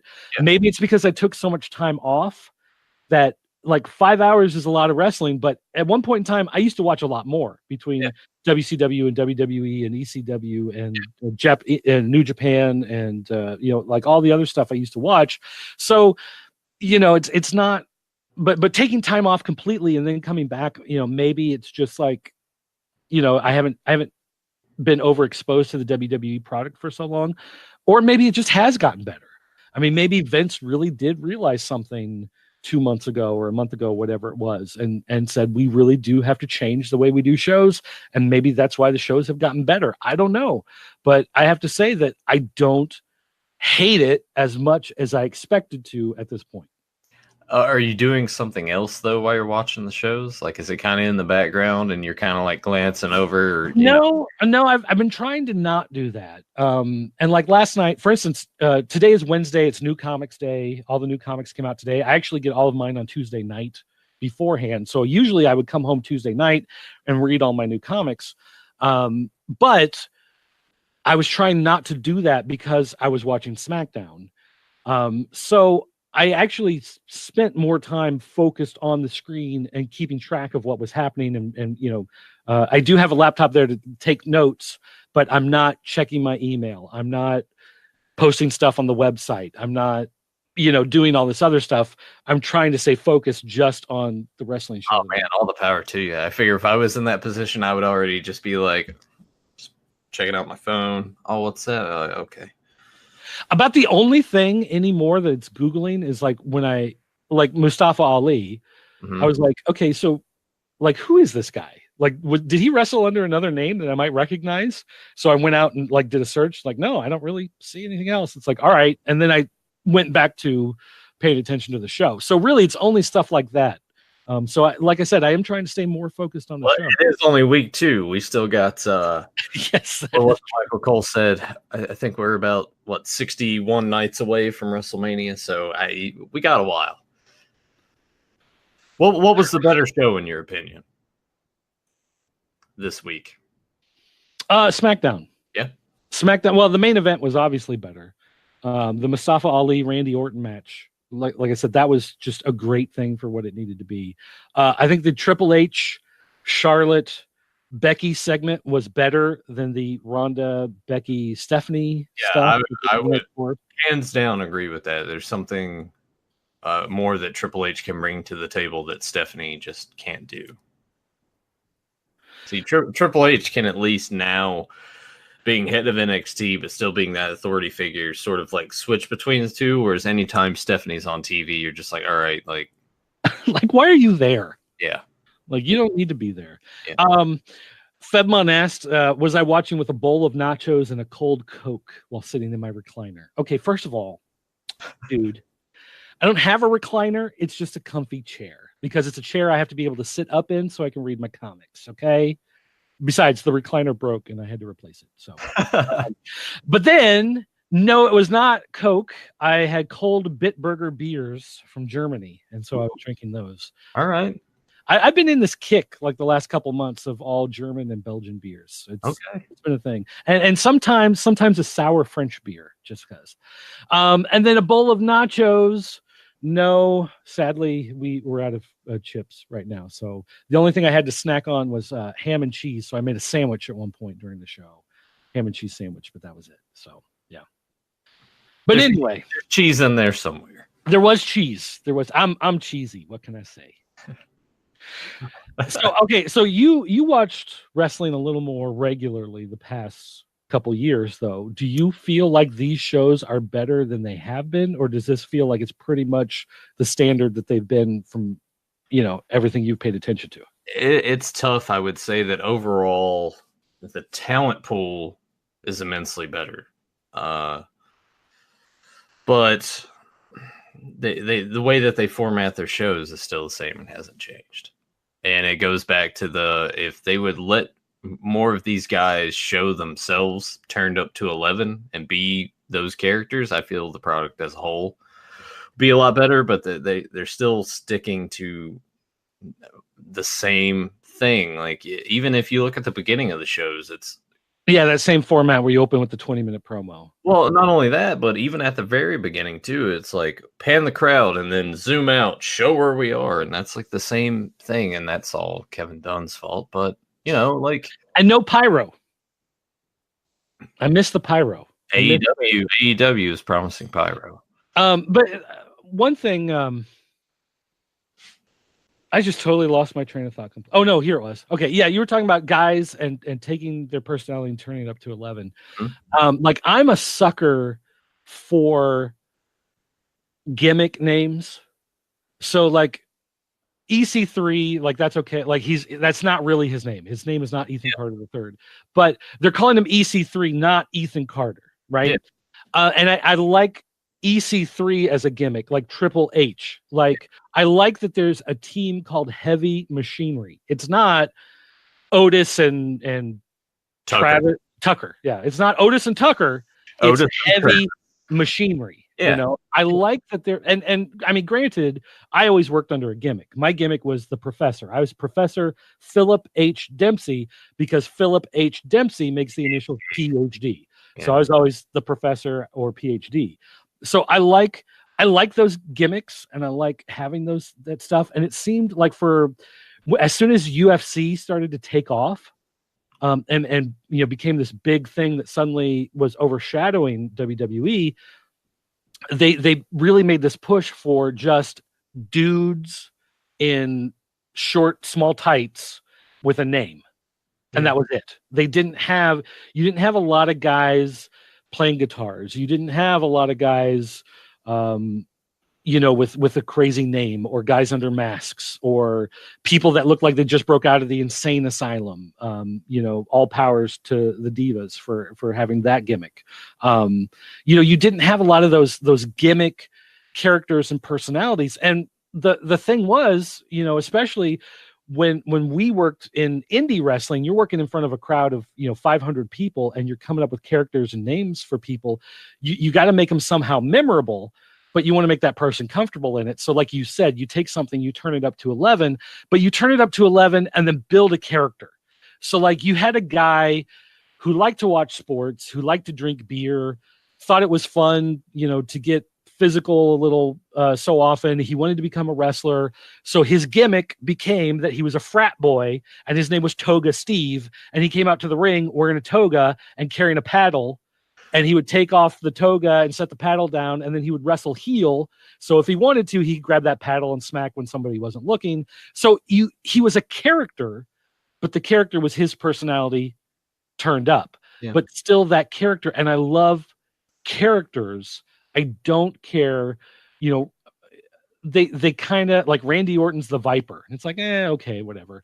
But, a lot of these guys, it's like Mustafa Ali. I like him. He's a talent, but they need to find a character because there's only so long that you can just be this dude called Mustafa Ali. Because eventually at some point, obviously you don't want him to go down the route of, what was that other guy that would come out with like the terrorists? Muhammad Hassan. Yeah, Muhammad Hassan. You don't want to go that route. But like, Mustafa, he could be the king. He could be he could be the lion. Mustafa the lion. I don't know. I feel like once you do that, it's almost kind of worse. Yeah, but to just have a guy, and the guy is fighting, you're like, that's cool, whatever. And then he turns heel. I think some it works and some it doesn't. Well, and I'm not saying that gimmick is the perfect one for him. I'm just throwing that out as like off the top of my head example. No, I mean that's what Vince would do because it's perfectly stereotypical. Well, no, he would go the terrorist route. He would have him be the leader of, but he wouldn't say ISIS. He would be Sissy, SISI, right? Yeah. But like I said, I just like that idea of gimmicks and monikers. And, something more. And maybe with Mustafa Ali, because he's new and he's just off 205 Live and they're just now introducing him to the crowd, you let him play for a while and you let the crowd kind of dictate where it goes. And I'm fine with that because he is, a fresh talent. And sometimes if you brand a guy as soon as he appears, then it does, you're like, I don't know this guy, who cares, right? But once, he gets going and he gets himself a moniker and a nickname, then you push it. Randy Orton is the Viper. He was the Legend Killer. Like you've got some sort of gimmick beyond the fact that he's just like the son of a guy who wrestled and the nephew of a guy who wrestled. You know what I mean? So I'm hoping that what I'm seeing in WWE is more of those character types reappearing, and I'm hoping that they play with those more. So I like, now some people like Alexa Bliss, you can't really, she is very plain cheerleader, bossy girl. I don't really know what you can really do with her. That is what they had her doing in NXT at first. Because she was a cheerleader in real life. I mean, that was her thing. Yeah. It's funny, and actually, I'll just mention this briefly. For a while, I worked at a comic book shop. It got bought out by somebody else. He turned it into more of a bookstore, and it had magazines and newspapers brought in by the newsstand. And so we used to get American Cheerleader magazine. And so that was what Alexa Bliss was on the cover of, when she was just a normal person. And so I saw American Cheerleader magazine, and I was like, okay, I guess 12-year-old girls want to see this thing and see who the number one cheerleaders at the college level are. I guess this is a thing, whatever. You know who bought American Cheerleader magazine? It wasn't girls. It wasn't cheerleaders. It was the creepiest 40-year-old dudes coming in, buying that thing, looking at 12 to 19-year-old cheerleaders doing their practice and all the news in the world of cheerleading. So that's probably the crowd that has followed with Alexa Bliss over into WWE. So congratulations on that one, WWE. But anyway, she's like Harley Quinn, Suicide Squad, quasi ripoff. I don't know what they're doing with her right now because she's doing but she did just kind of random gimmicks for a while because she did the Nightmare on Elm Street Freddy Krueger. Oh yeah, when she was managing Buddy Murphy and what's the other guy's name? I can't even remember. The other guy, yeah, I don't. But like even on NXT, the Chinese Pirate, just the fact that they would let this woman come out dressed as a pirate, and she doesn't have to do the Paul Burchill thing. She doesn't have to like look down at the camera and do the little wink and whatever, and then swing out on the rope, you know, to land on the stage. Like that takes it too far and looks dumb, you know. But to just like let them like dress up and kind of play with it a little bit as part of their entrance, whatever, and it's like fun, whatever. Throw in a couple moves that are, you know, pirate themed, just to have some fun and play with it. But yeah, so I do like seeing those characters, and maybe that's because there's more of that coming back as opposed to just being dudes in their underwear, oiled up, fighting each other because UFC was so big for so long. Maybe that's why I'm enjoying it.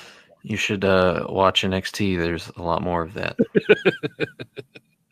Maybe, except here was the problem when I tried to watch the window.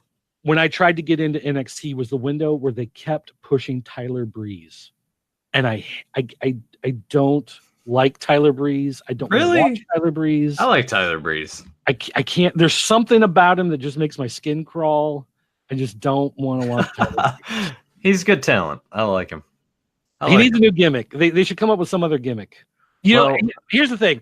They should do a fake car crash angle, do the face, have him come out in a Mankind mask covering it up, or a Kane mask, or something, Brutus Beefcake mask, and they can play it off of that and let that be his gimmick for a while to cover his face and have him go crazy. And he and what's her face can be a tag team, intergender tag team. They can do something with that, but I just don't. I don't know his whole like I'm an Instagram model thing. It's like Well, they kind of strayed away a bit with him and Fandango. They were like the fashion police, and they dressed up like cops, and they were handing out citations to people in the back. I think you would like that better. That, you know, and I kind of remember that vaguely, and that I don't think I hated as much as the selfie stick. And I didn't really, but the thing was in the ring too, he was one of those guys that was really floaty, like a Dean Ambrose, where a lot of his moves just didn't look like they had much weight to them. They didn't look like they really connected. They didn't have a lot of impact and force. And so his matches, I think, felt more like bad choreography as opposed to a wrestling match. Okay. So I haven't honestly seen a ton of Tyler Breeze matches to really pay a lot of attention to that, but give NXT a shot now. I really think you would enjoy it quite a bit. Well, and is that on the network or is that on TV? Yeah, no, it's on the network. It's on the network. Okay, so I do have the network, you know, for this experimental podcast. So sometime before Raw, I will watch NXT from this week. We'll talk about it next week, and we'll see how. Okay. Yeah, I was going to say either that, or if you get extra time too, go back and watch that takeover that they did before the Rumble. Yeah, and like I said, I've always heard the takeovers are good. I just never really got into them. So, all right. Well, anything else you want to add before we go off the air this week? No. Should I plug all the other shows? Before we do that, check out the Beyond Retro podcast. You can find us now at youtube.com/Beyond Retro Podcast. We finally hit 100. We went well over 100 because Joe was like, I'm going to promote this random old episode that we did, and everyone flocked to it. And they're like, oh, hey, I'm not subscribed. I can be number 100. So I guess maybe he was thinking ahead on that. I'll play to that. Who will be number 100? You'll win nothing. But yeah, you guys check that out. Check out Capes and Commentaries also on that channel. And check out Fans of Power, the Master Universe podcast hosted by Tyler Baker, Joe Amato. And I'm on there periodically as well. And that is at youtube.com/Fans of Power podcast. That's all I got, I think. What about Capes and Commentaries? I mentioned that it was on the Beyond Retro channel. Yeah, but you didn't give it the same amount of time as you gave the other ones. You just kind of because I mean, Capes and Commentaries are just videos that exist also on the Beyond Retro podcast channel. And I mean, I do my video game streaming on there as well, and I get drunk pretty much most of the time. You do get. I do. And if I tell you you're not getting drunk enough, then you drink more, which is more entertaining for me. So. I do not. I purposely don't go back and watch any of those because I'm like, I don't. Well, and the thing was, the first time you did one, I actually put it on the site and promoted it like a regular thing. Yeah.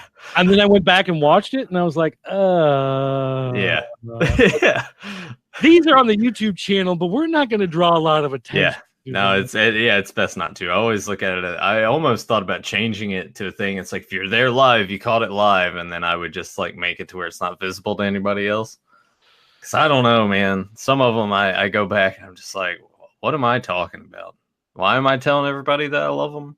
Why did I go on this big long rant about how people just need to be nice to each other? Or you went on a rant for like a half hour about how Mario Kart on Super Nintendo cheats, and then you get mad at your girlfriend and you're yelling at her, and then she's like, "What did I do?" And you're like, "I'm just frustrated because Luigi is getting 5 stars in a row on a single course." Yeah. I need to look into that a little bit better. I need to figure something out. We might have to reformat that show. Maybe just not have alcohol on it. But anyway, you can catch all those shows at popculturenetwork.com, or we have a new URL you can use if some people, if just typing out Pop Culture Network is too long, or maybe you're just drunk, you can type out thepopc.net. And it'll take you right there. And in fact, that'll work for any link on the website. If you want to link directly to something and you, for whatever reason, you know what the link is, but you don't want to type out popculturenetwork.com, you can type out thepopc.net / whatever the link is, and it'll work just the same. You've thought it all through. I sometimes get in a spot in my head where I have to figure out how something works. And then once I do, then I have to figure out how to implement it. And then I have to, and then I do. So that's what happened with that. I'm kind of in a spot now where I might start making new video intros for everything. I don't know. It's one of those rabbit holes I don't like. I used to do it several years ago. Yeah. Now I'm thinking I might want to jump down that rabbit hole and just start making 1,000 new video intros for everything. I feel like this show has sort of like pulled a lot of that out of you now. You're ready to go again. Yeah, I don't know. It's a shame because then I'll start doing podcasts and stuff again, and people will watch them, and then I get noticed when I go out in places, and that's weird, and I don't always like it. That hasn't happened to me yet. Oh, and it's weird. Like, it's awkward when it happens, let me tell you, because there'll be times, like, especially if you go to a convention, if you go to like a comic book convention or something like that, and then someone's just like, "Hey, Dirt," and you're just like, "Hey, you, I don't know who you are. I'm such and such in the chat." Oh, okay. Well, no, sometimes you don't even get that. They're like, "I love the show," and you're just like, why? Because we're terrible. Like, what? Like, why are you? I don't understand why people watch this stuff. Yeah. And then they no, I think the same things when I get messages from people. It's like, "Man, you guys are great," and I love them. Like, really? Are you sure? Are you sure? And then the weird thing was, one time we really got into the software for a while, where everybody who watched the live stream or downloaded the podcast or came to the website, the software would like keep track of where people were logging in from, and what they were reading or watching or listening to. And so we started noticing that like people within Hasbro were coming and watching all the toy reviews. And we could see that like people that were at the same IP address as like Marvel Comics were coming and watching the comic book review show. And then you start like getting into your head, like, wow, these are the people that make this stuff, and they're watching our stuff, and they're watching it at work. Like, are they showing it off to other people at work? They're probably just sitting there like, "Man, this is terrible." They're like, "Who are these idiots?" Like, but you never like, are they using our trademarks? Because then we're going to sue. We better watch this. Yeah. But it's one of those things where sometimes, it's just like your mind starts to get in and you get really deep and you start digging into all this stuff. And you're like, what keywords can I put in the metadata at this timestamp in order to get more people to watch this video? And then it's like, whoa, okay, back up, slow down. Because now the big thing is when you put a video on YouTube, you have to put those keywords in at the bottom of the YouTube. You want to put in like as many keywords as possible. It used to be the opposite on YouTube. Yeah. If you put too many of them, then YouTube would say your video is not as important to these things. So it would show up at the bottom of a lot more stuff, but it wouldn't show up as important on stuff that really was key. Well, now it's the opposite. Now YouTube is set up. If we briefly, like, we mentioned TNN, so I should put the Nashville Network in the keywords underneath the video, because that'll make it pop up in something else on YouTube. Like, that's the thing now, is you put 250 tags on your video on YouTube to make it show up. And it's like, I hate like learning about this stuff, because then it's like hashtag everything. Yeah, because then you guys like, all right, so now I got to sit there. So now I'm typing in like Randy Orton, Rey Mysterio, Brock Mean Mark. It's like what kind of sable nip slip? No, I won't do that. Yeah, there you go. But it's like your brain gets into those places you got to back out every so often. So I'm going to try not to go crazy on this show, but I will say Fedmon keeps throwing out ideas beyond retro cooking. The Beyond. Yeah. We were thinking about doing some of that stuff. Popping on the channel, doing a live stream. What about the Nathan versus Dirt pants off dance off? No, I'm good. Dirt wins. What if we use that just as a tag? So then at some point, then I would like to see like what IPs would be like dinging from somewhere, checking that out. It's Romania. It's always Romania. All right. So anyway, that's going to do it for the show, guys. Thanks for watching. Don't forget popculturenetwork.com or thepopc.net. You can find all of our great shows, all of our terrible shows, all of the news and reviews and everything else that we throw out there, guys. So that's going to do it for me. Thanks for watching, and I'll see you next time. Bye. You don't have a tag? You don't have a tag? I don't got a tagline for this. You got to work on it. Pants off, dance off. See you next week.